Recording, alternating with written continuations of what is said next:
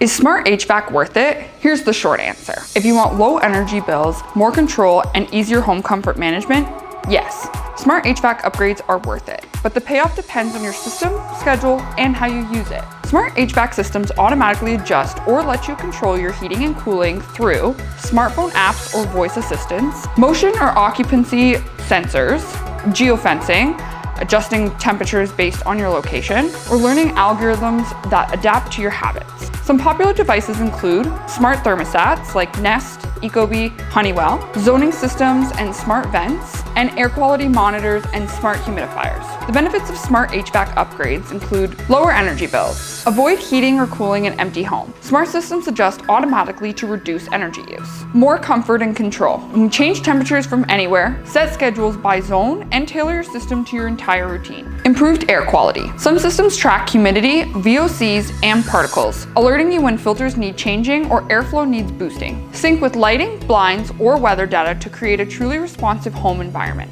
Some things to consider.